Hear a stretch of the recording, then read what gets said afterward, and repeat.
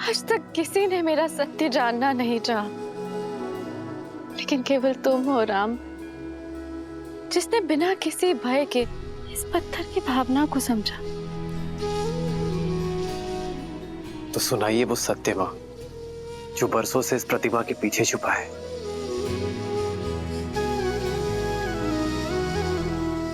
मैं अहल्या, स्वयं ब्रह्मदेव ने मेरा निर्माण किया। ब्रह्मदेव की 5 कन्याओं में से एक हूँ। वैसे तो इस संसार ने सुंदरतम स्त्रियों में स्थान दिया, लेकिन महर्षि गौतम ने अपने जीवन में अपनी पत्नी बनाकर स्थान दिया। प्रसन्न थी मैं, सब कुछ था मेरे पास। महर्षि गौतम जैसे ज्ञानी पति का प्रेम और सतानंद जैसा प्यारा संस्कारी पुत्र। निश्चिंत थी मैं कि मेरे जीवन में कुछ अनुचित नहीं हो सकता, पर ये मेरा भ्रम था। नहीं जानती थी मैं कि मेरा रूप ही मेरा शत्रु बन बैठेगा। नहीं समझ पाए कि कब देवराज इंद्र की कुदृष्टि मुझ पर पड़ गई। नहीं जानती थी मैं कि देवराज इंद्र उस अवसर की प्रतीक्षा कर रहे हैं जो मेरे जीवन में आपदा बनकर आने वाला था, मेरा संसार बिखेर देने वाला था।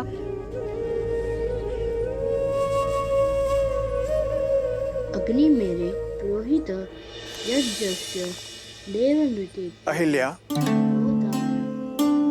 जी जी महाराज। मैं संध्या स्नान के लिए जा रहा हूँ। जी, आपके लौट के आने तक संध्या पूजन की सारी सामग्री सज रहेगी। और शिष्यों,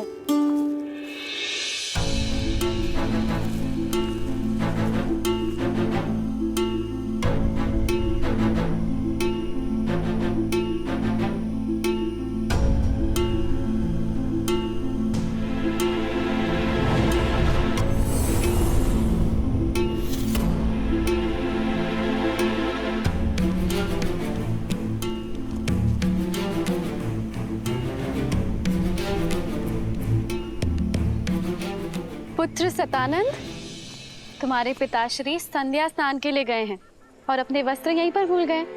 तो जाओ और तुम्हें दे के आओ। जी माँ।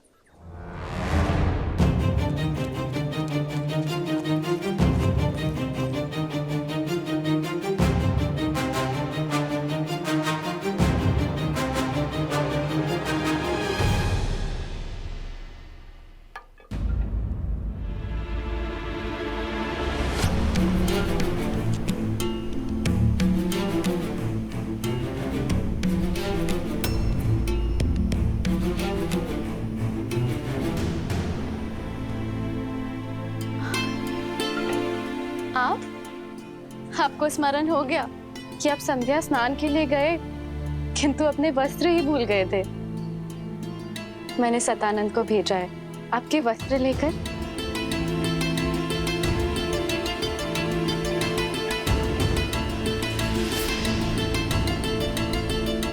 इसीलिए हम अपना वस्त्र छोड़कर गए थे कि तुम सतानंद को बाहर भेजो और हम दोनों को एकांत में कुछ समय मिल सके।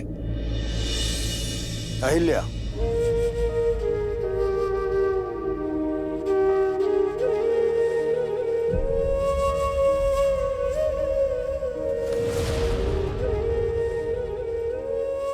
राम, इंद्र की शक्तिशाली माया जाल में फंस गई। नहीं समझ पाई कि मेरे पति के रूप में कोई और था और वहां अनर्थ हो गया।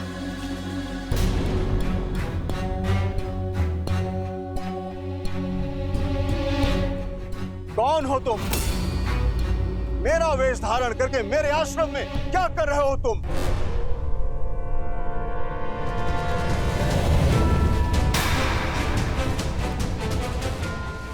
इंद्र?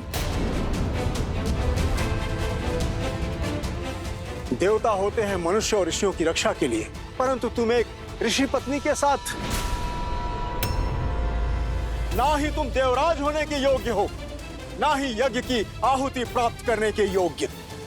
नहीं, नहीं ऋषिवर, ऋषिवर मुझे क्षमा कर दीजिए, मुझसे बहुत बड़ी भूल हुई है ऋषिवर। तुम्हारे पाप के कारण जीवन के प्रत्येक क्षण में तुम्हें शाप भोगने के योग्य हो तुम।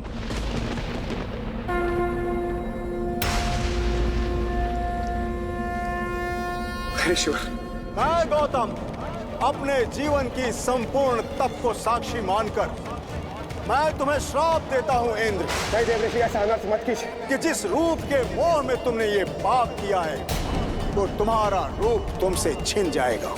तुमने इंद्रत्व का अपमान किया है भोगी, तुम आजन्म रोगी रहोगे। देव ऋषि, तुम्हारे संपूर्ण शरीर पर सहस्त्रों घाव हो जाएंगे। तुम अपना पुरुषत्व खो दोगे इंद्र। असुर तुमसे युद्ध में विजयी होंगे। तथास्तु।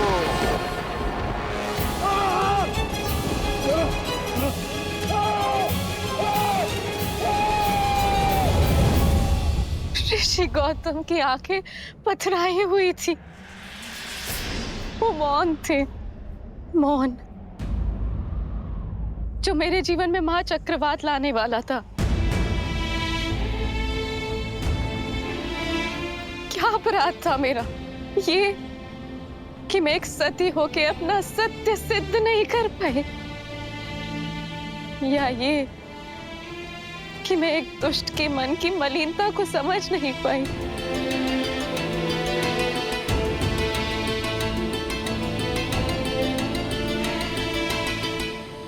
सच में तुम्हें ज्ञात नहीं था कि वो मैं नहीं हूं।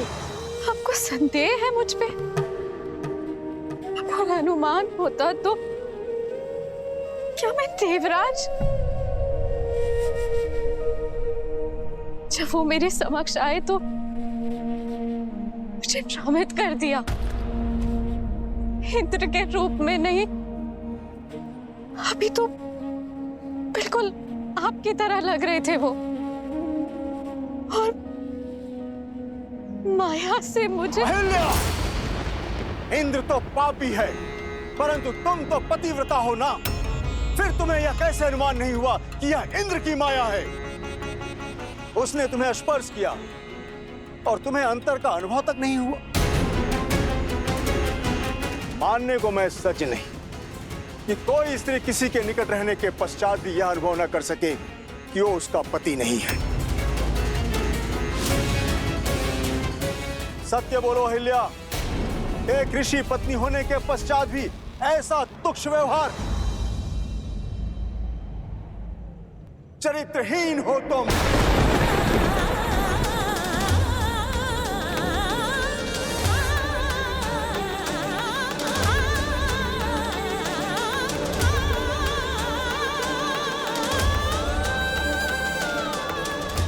जो स्त्री शब्दों से, भाव से, स्पर्श से किसी की भावना को न समझ सके, वो पत्थर के समान होती है।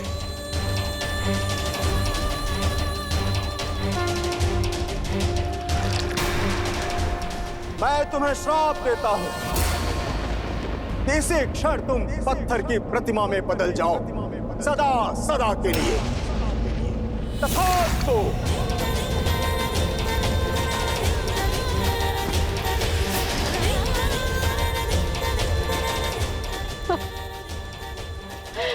अनर्थ मत कीजिए आर्य, मेरी बात तो सुन लीजिए, मेरे पक्ष का सत्य जान लीजिए।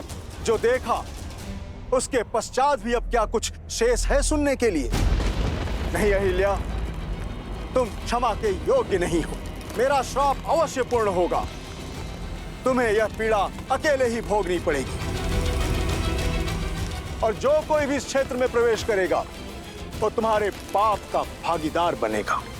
तुम्हें श्राप से वही मुक्त करेगा जो काम, क्रोध, मद, मोह, लोभ और मत्सर से मुक्त होगा।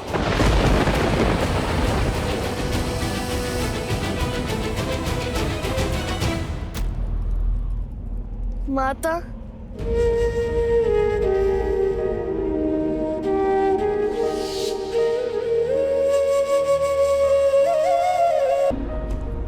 मेरा पक्ष सुने बिना मेरा न्याय किया गया। तब से मैं प्रतीक्षा में हूं कि कोई आए और मेरी पीड़ा सुने। और अब तुम आए हो राम। इनकी बात पर विश्वास नहीं किया जा सकता। महर्षि गौतम जैसे महान ऋषि क्या ऐसी श्राप दे देंगे?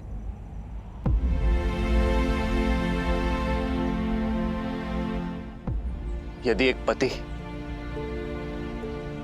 अपनी पत्नी के आंसुओं में छुपा सत्य ना देख सके तो क्या वो पाप नहीं? एक संबंध में सबसे बड़ा पाप होता है उस संबंध में सम्मान खो देना। यदि गौतम ऋषि सम्मान ना खोते, माता अहिल्या के साथ साथ पति पत्नी के संबंध को शाप ना देते, अपराधी को उसके अपराध का दंड अवश्य मिलना चाहिए, पीड़ित को नहीं। एक स्त्री की पवित्रता का मापदंड उसका शरीर नहीं होता, भाव होता है, उसका मन होता है।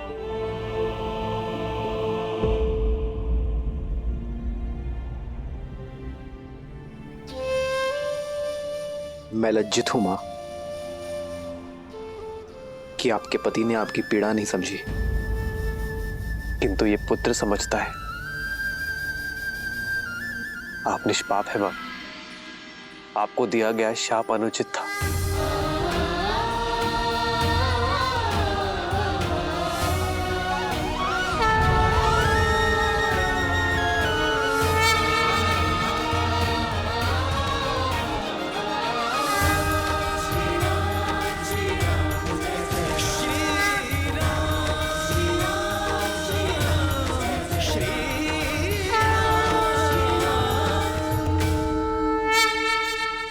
एक मां जब अपनी संतान को जन्म देती है तो कुछ देर के लिए मूर्छित हो जाती है, पथरा जाती है। संतान का रुदन, उसके आंसू, उसके पांव का प्रहार उसे जगाता है मां, संसार में फिर से लाता है। ऐसा ही आपका पुत्र आपको जगाने आया है मां। जाग जाइए मां, लौट आइए।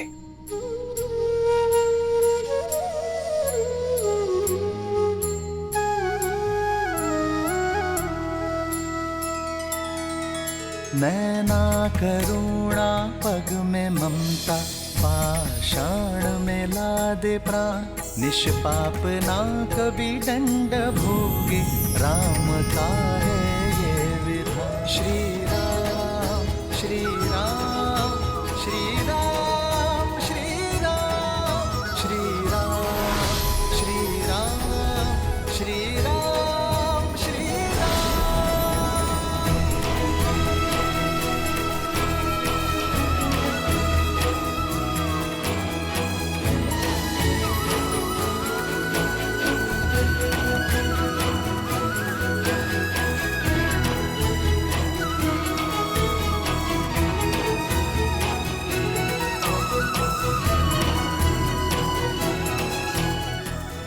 माता,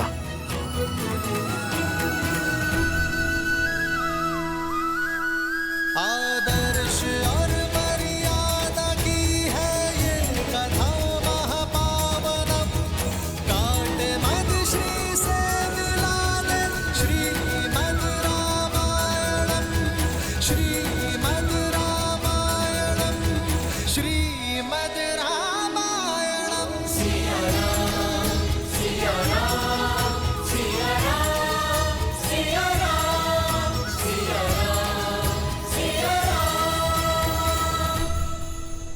माता, माता, पुत्र, माता,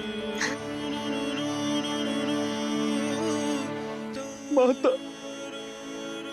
मुझे क्षमा कर देना। मैं वो अभागा पुत्र हूँ जो मेरी माता की पीड़ा समझ नहीं पाया। मेरा समस्त जीवन आत्मग्लानि में व्यतीत हो गया। माता, मुझे क्षमा कर देना। माता, मुझे क्षमा कर देना। नहीं पुत्र, मैं तुमसे रुष्ट नहीं हूँ पुत्र सतानंद। व्यक्ति की समझ तो आयु से परिपक्व होती है।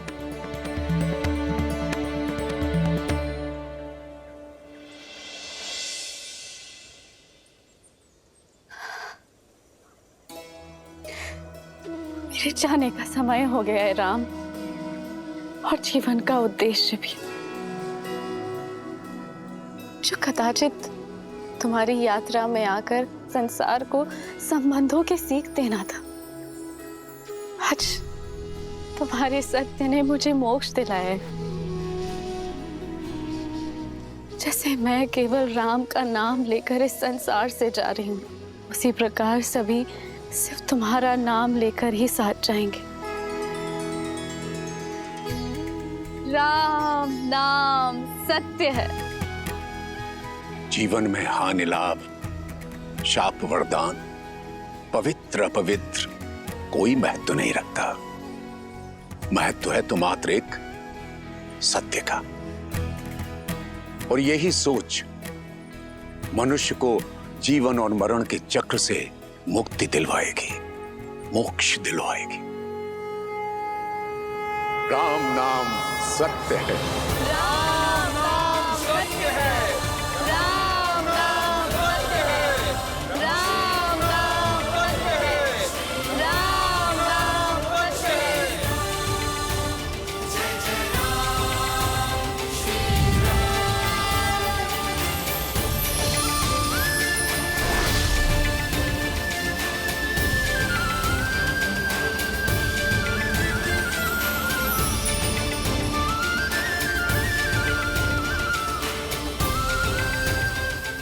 अद्भुत। राम नाम सत्य है। हाँ देवी, राम नाम से बड़ा सत्य तो इस संसार में और कोई हो ही नहीं सकता। क्योंकि श्री राम जैसे मनुष्य अपने अपयश की चिंता किए बिना दूसरों की पीड़ा हरते हैं। अपने विषय में सोचे बिना दूसरों के विषय में सोचते हैं। अब ऐसे मनुष्यों के जीवन का मार्ग तो सत्य से ही परिपूर्ण होगा। वहीं दूसरी ओर रावण जैसे लोगों के लिए उनके व्यक्तिगत लाभ, उनके अभिमान, उनके यश से बढ़कर और कुछ नहीं होता। और यही कारण था कि रावण सीता के स्वयंवर में जाने के लिए सज्ज हुआ।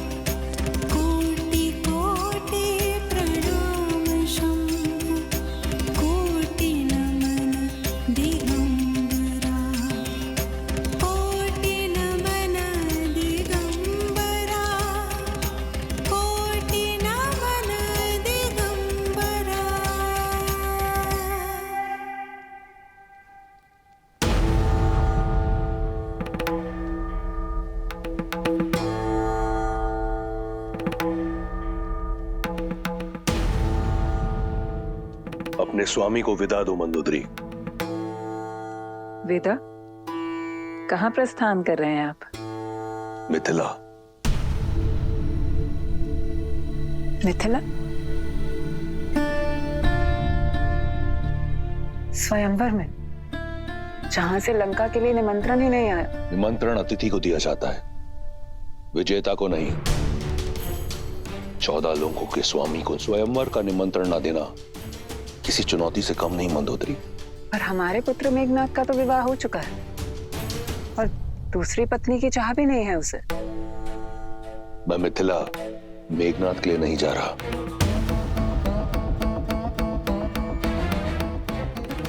तो फिर तो ये चुनौती सम्मान का नहीं, उपहास का कारण बनेगी रक्षराज। आपकी आयु तो जनक से भी अधिक है। निसंदेह, परंतु ना मैं जनक हूं और ना सीता का पिता। और आयु उन्हीं की बढ़ती है जो स्वयं को वृद्ध माने। इतने वर्षों पश्चात मेरा प्रेम, मेरी सेवा आपके लिए कम पड़ गई।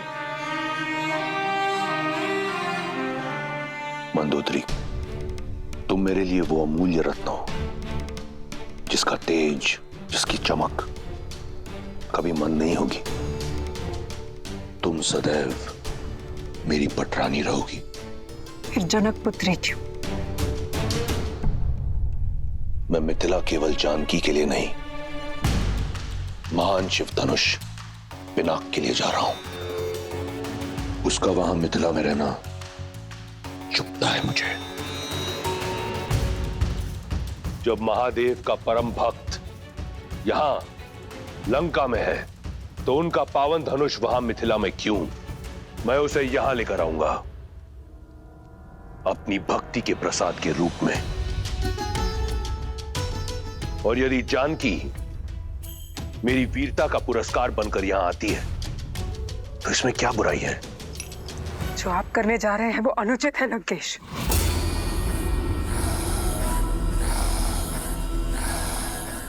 लंकेश अनुमति लेने नहीं, सूचना देने आया है। दशानन की नई रानी के स्वागत की तैयारी करो।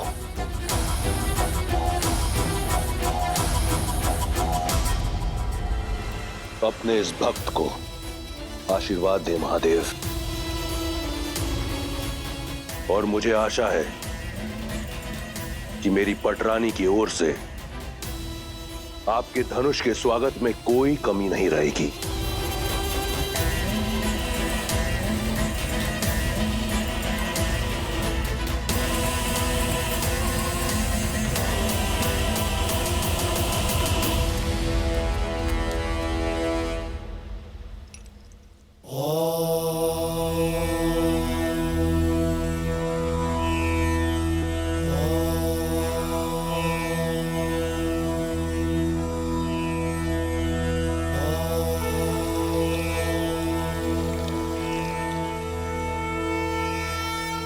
गुरु सदानंद के मन की व्यथा शांत करना महादेव। दीदी, दीदी सुनो। मैं पूजा कर रही हूँ उर्मिला। दीदी, आचार्य सदानंद गौतम ऋषि के आश्रम से लौट आए। कहाँ है वो? दशरथ नंदन भी आए उनके साथ? वो तो पता नहीं, कदाचित साथ हो। गुरुदेव तो आते ही राजसभा में चले गए थे पिताश्री से भेंट करने के लिए।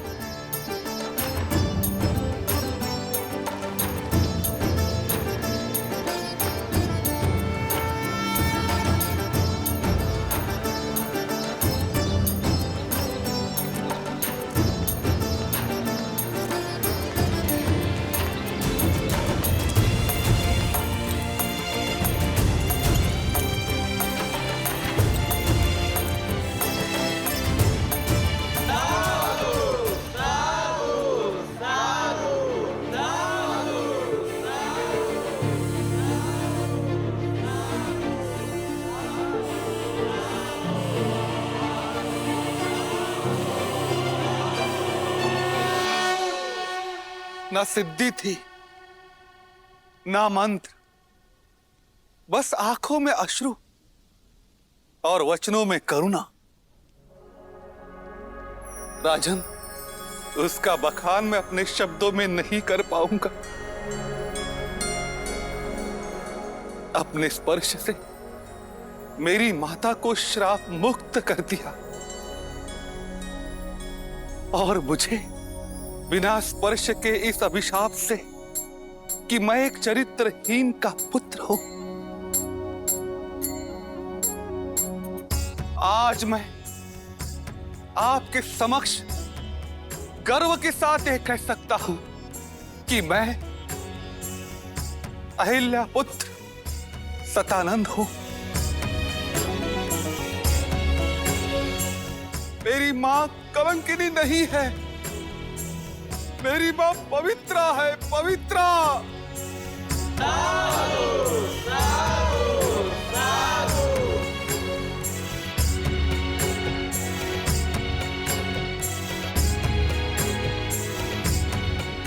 पुत्री सीता, तुमने उचित कहा था, महादेव ने मार्ग दे दिया।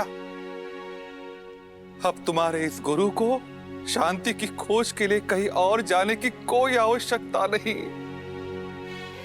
इस समस्त संसार में वस्तु, संपत्ति, शक्ति का कोई मोल नहीं है। मोल है तो केवल राम नाम का। राम नाम सत्य है, राम नाम सत्य है।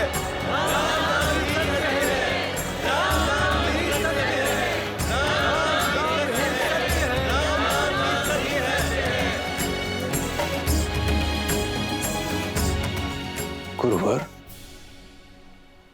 ऐसे धीर के तो हम भी दर्शन करना चाहेंगे। ऋषि विश्वामित्र मिथिला के इतने निकट है, तो आप उन्हें न्योता दे दे ताकि हम उनकी सेवा कर पाते, और सेवा के साथ साथ हमें दशरथ नंदन के भी दर्शन हो जाते।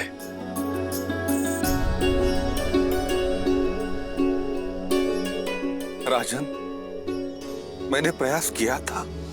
ऋषिवर, आप मिथिला के इतने निकट है, हमें सेवा का अवसर देते। मिथिला में शिव धनुष्य यज्ञ होने वाला है और जनक कुमारी का स्वयंवर भी। मैं अवध कुमारों को किसी और उद्देश्य से लेकर आया हूं शतानंद। कभी समय मिला तो मिथिला अवश्य आऊंगा। कदाचित उनके मन में कुछ और है।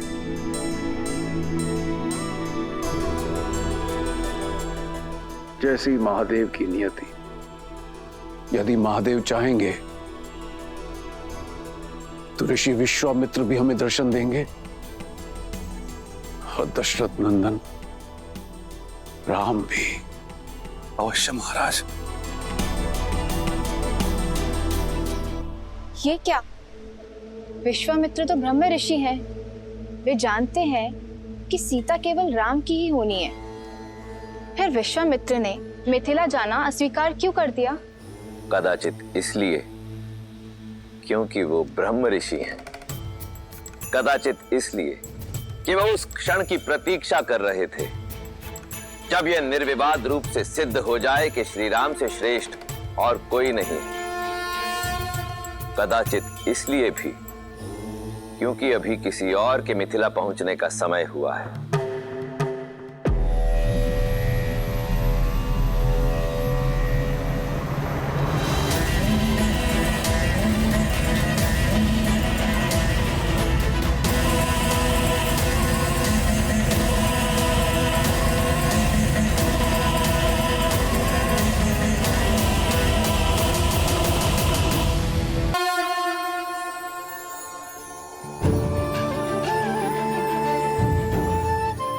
मिथिलावासियों, महापावन शिव धनुष को नगर प्रदक्षिणा करने के पश्चात स्वयंवर क्षेत्र में ले जाकर स्थापित कर दिया जाएगा और वहां उस पर प्रत्यंचा चढ़ाने वाला वीर बनेगा मेरी पुत्री सीता का वर। जनक पुत्री सीता की, जनक पुत्री सीता की, जनक पुत्री सीता की।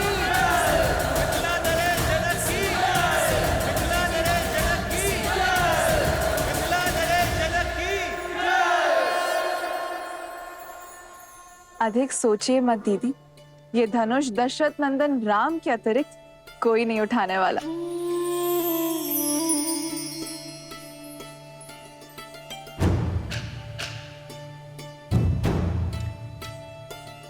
अनुष्ठान प्रारंभ करो।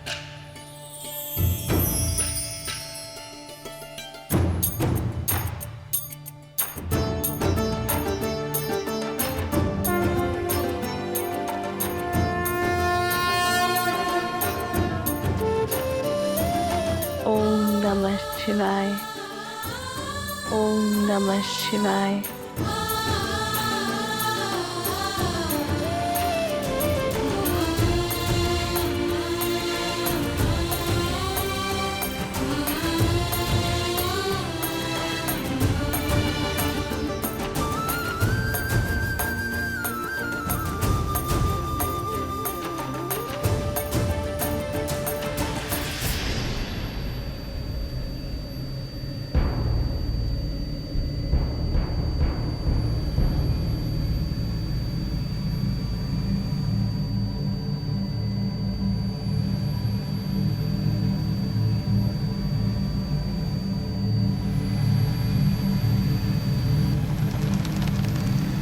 पुष्प विमान अर्थात रावण यहाँ आया। रावण? दशानन? दुष्ट राक्षसों का राजा यहाँ?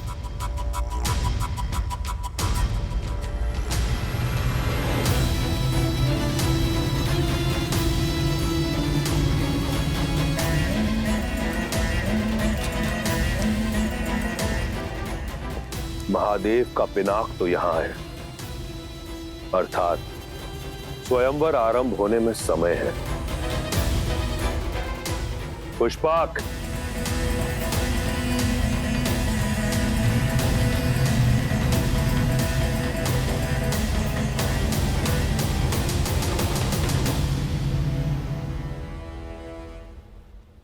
आर्य, बिना निमंत्रण रावण का यहाँ आना, क्या उद्देश्य हो सकता है उनका? वो दशानन है, उन्हें निमंत्रण की आवश्यकता नहीं पड़ती और नीति और नियम के अनुसार भी हम उन्हें इस स्वयंवर में भाग लेने से रोक नहीं सकते।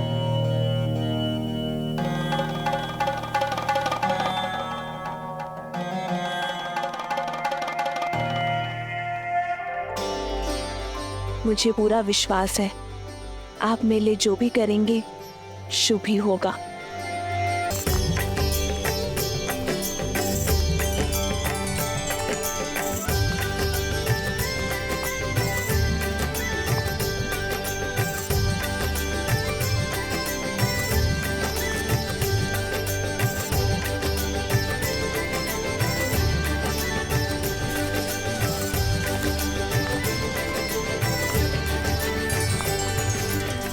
आज भूख प्यास और थकान नहीं हुई लक्ष्मण?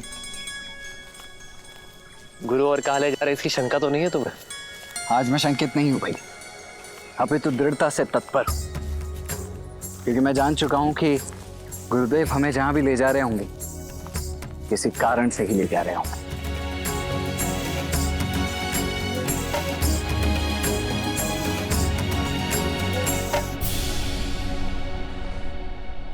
यहाँ नहीं रहना हमें, चलो जल्दी चलो। यहाँ नहीं रहना, चलो चलो।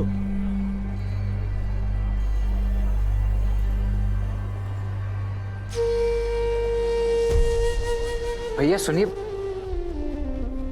आप सभी इतने चिंतित और भयभीत होकर जा कहाँ रहे? मत पूछो, बस यहाँ नहीं रहना हमें, जाने दो हमें, नरक है ये स्थान। परंतु मित्र, इतने सुंदर स्थान में समस्या क्या है? ये स्थान शापित है, हमें हमारे भाग्य पर छोड़ दो युवक।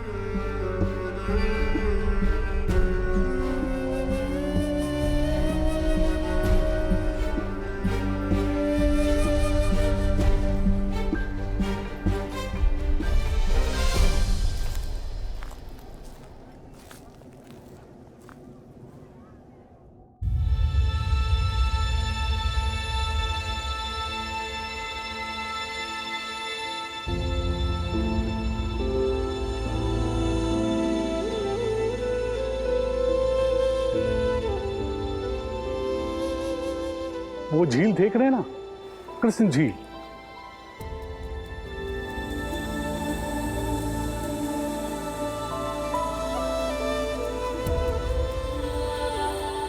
अचानक वहां से जल का वेग आता है और बाढ़ आ जाती है। कुछ ही पलों में हमारे खेत घर सब बहा ले जाती है। अब तक जैसे तैसे हमने पुरखों की जमीन खेत को बचा कर रखा, पर अब साहस टूट चुका है।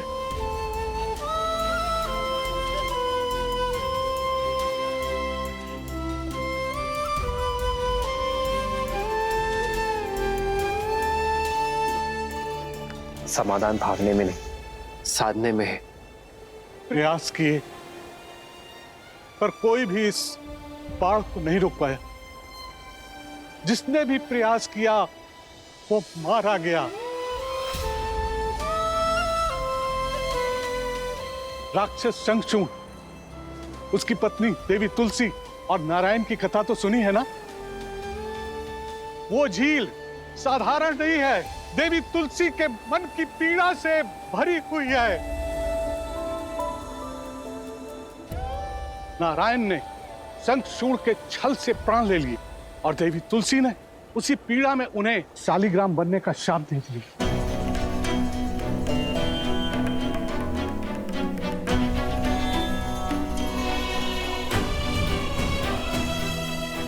ये शालिग्राम नारायण के चिन्ह है, शापित होकर पड़े हैं गंडकी नदी के तट पर।